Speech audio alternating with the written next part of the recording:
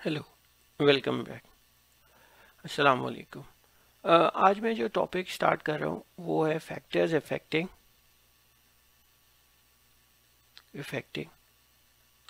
Resistance. Okay जी, resistance किन factors पे depend करती है? बेसिकली रेजिस्टेंस जो है दो फैक्टर्स के ऊपर डिपेंड कर रही होती है। लेंथ ऑफ द कंडक्टर कि जिस जगह से करंट गुजर रहा है, और number two cross sectional area of the conductor. Cross sectional area of the conductor like इसको समझने के लिए हम ये समझते हैं कि लेट्स से मेरे पास 5 इलेक्ट्रॉन्स हैं, राइट। लेट्स से मेरे पास एक 5 इलेक्ट्रॉन्स है जो कि इस लेंथ से गुजर है, ठीक है। तो वो जब उनको यहाँ पर ब्लॉकेज जो है वो कितनी मिलेगी, कम मिलेगी जब ये 5 इलेक्ट्रॉन्स जो है इस जगह से गुजर रहे होंगे। कहने का मकसद क्या है कि जैसा जैसा हम लेंथ बढ़ाएंगे तो हर्डल्स की वैल्यू बढ़ना शुरू होगी। हर्डल्स की वैल्यू बढ़ेगी, कोलिजन बढ़ेगी लैटिस के साथ इलेक्ट्रॉन्स की, लैटिस के साथ इलेक्ट्रॉन्स की कोलिजन बढ़ने की वजह से रेजिस्टेंस की वैल्यू बढ़ना शुरू हो जाएगी। तो रेजिस्टेंस जो है वो डायरेक्टली प्रोपोर्शनल है लेंथ के। अगर लेंथ बढ़ा देंगे तो रेजिस्टेंस की वैल्यू क्या हो जाएगी, इंक्रीज होना शुरू हो जाएगी। अब यहाँ पे सिचुएशन देखते हैं कि क्रॉस सेक्शनल एरिया की बात करते हैं। 5 इलेक्ट्रॉन्स हैं, वो एक इस जगह से गुजर रहे, लाइक एक छोटा सा पाइप है, इसमें से गुजरने की कोशिश कर रहे हैं। और यही 5 इलेक्ट्रॉन्स अगर इधर से गुजरने की कोशिश करेंगे तो अब हमें खुद एनालाइज कर सकते हैं कि इधर हमारे पास रेजिस्टेंस की वैल्यू कम हो जाएगी, इधर हमारे पास रेजिस्टेंस की वैल्यू बढ़ जाएगी। तो यानी क्रॉस सेक्शनल एरिया बढ़ाने से आप रेजिस्टेंस की वैल्यू कम करते हो और इन्वर्स रिलेशनशिप है। तो इसीलिए resistance is inversely proportional to area. अब इन दोनों प्रोपोर्शनैलिटी को हम मिलाते हैं, एल अपॉन ए कर देते, तो और फिर यहाँ पर R is equals to rho L upon A. ठीक है जनाब, ये रो कांस्टेंट ऑफ प्रोपोर्शनैलिटी है, where rho is the constant of proportionality, ठीक है। और बाय डेफिनेशन ये प्रोपोर्शनैलिटी, इसका नाम है स्पेसिफिक रेजिस्टेंस, इसका नाम है स्पेसिफिक रेजिस्टेंस। ओके जनाब। अब जनाब रो की वैल्यू क्या हो जाएगी, R multiply by A upon L, ठीक है। तो आर क्या होता है आपके पास, रेजिस्टेंस, जो कि हमें पता है इसका यूनिट क्या है, ओम्स, ठीक है। ए जो है क्रॉस सेक्शनल एरिया, ये किस में होता है, मीटर स्क्वायर्स में। और एल क्या है आपके पास, लेंथ, और ये क्या है, मीटर में। अब स्पेसिफिक रेजिस्टेंस क्या होती है, सिंपली बाय डेफिनेशन यानी इसको डिफाइन कैसे कर सकते हैं, is the resistance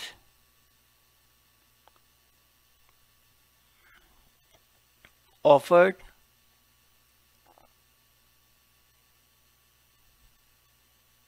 to 1 ampere of current passing through 1 centimeter cube of an object। देखें,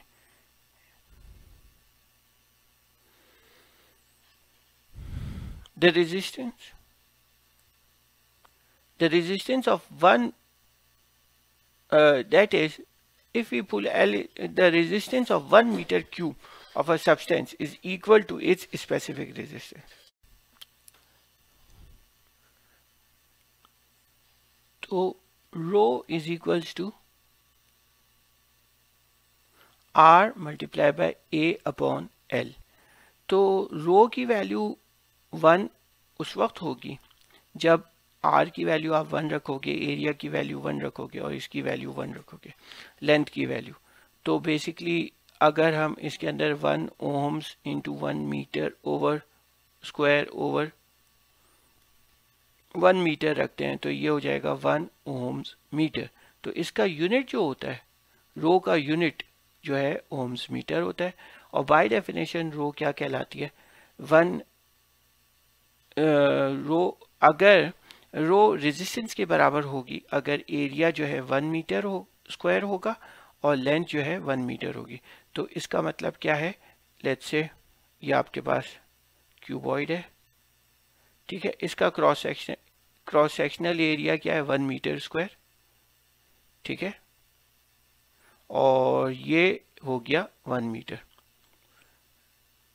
तो क्रॉस है, तो ये रो क्या है, वो वाली रेजिस्टेंस है जो कि 1 metre cube of the substance के मटेरियल की जो रेजिस्टेंस है, that is what we call rho, ठीक है।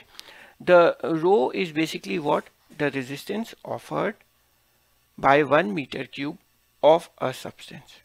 1 मीटर क्यूब क्या है, क्यूबॉइड ही हो गया, एक क्यूबॉइड ही हो गया, यानी 1 1 और ये 1। तो किसी भी फॉर, इसका मतलब क्या है, फॉर एग्जांपल अगर मेरे पास सिल्वर है, राइट, तो सिल्वर का रो क्या होगा, एक क्यूबॉइड जो है सिल्वर का लेंगे, जो उसकी रेजिस्टेंस होगी वो सिल्वर की स्पेसिफिक रेजिस्टेंस होगी।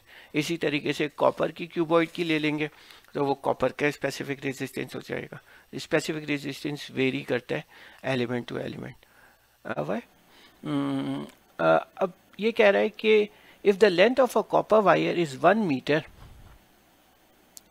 if the length of the copper wire is 1 meter and its diameter is 2 millimeter, find the resistance of this copper wire।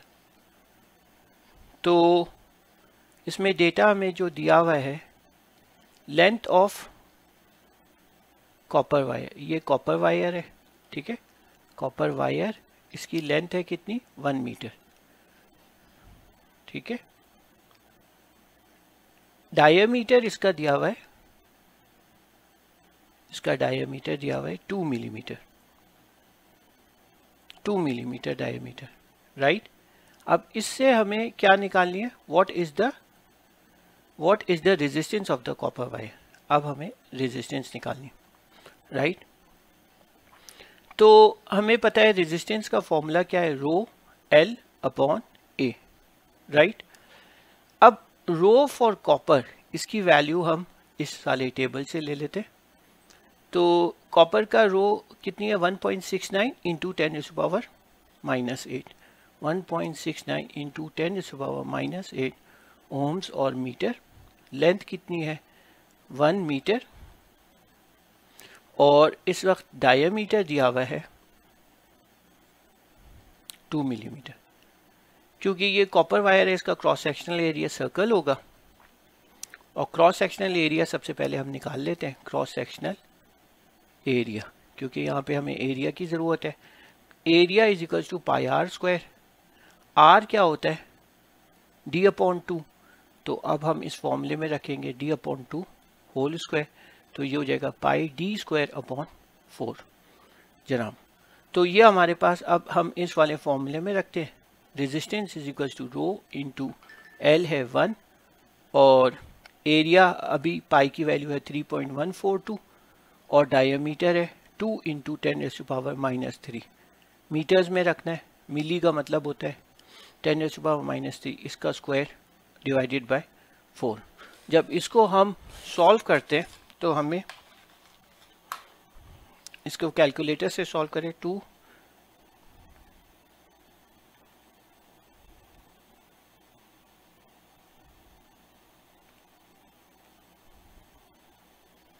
ये आ जाएगा आपके पास इंटू 3.142 डिवाइडेड बाय 4, तो क्रॉस सेक्शनल एरिया आ रहा है आपके पास 3.142 इंटू 10⁻⁻6, ओके। तो ये हो जाएगा 3.142 इंटू 10⁻⁻6, ये आपने एरिया की वैल्यू यहाँ पे रखी, ये मीटर स्क्वायर में, राइट। और रो की वैल्यू जो आपके पास है ओम्स, रो की value specific 1.69 into 10⁻⁻8, 1.69 into 10⁻⁻8 divided by 3.142 into 10⁻⁻6। ऊपर आपके पास ये लेंथ का यूनिट था मीटर, और ये हो गया ओम्स मीटर, और नीचे आपका यूनिट है मीटर स्क्वायर एरिया का। ये कट गया, आपके पास क्या आ जाएगा 1.69 exponent -8 divided by 3.142 exponent -6।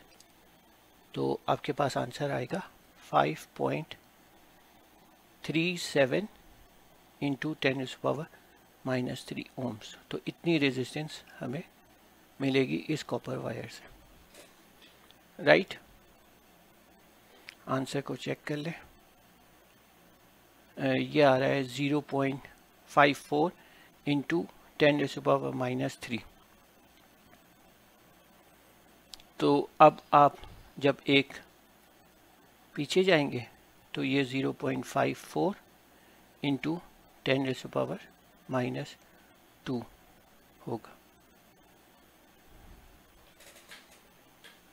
Okay,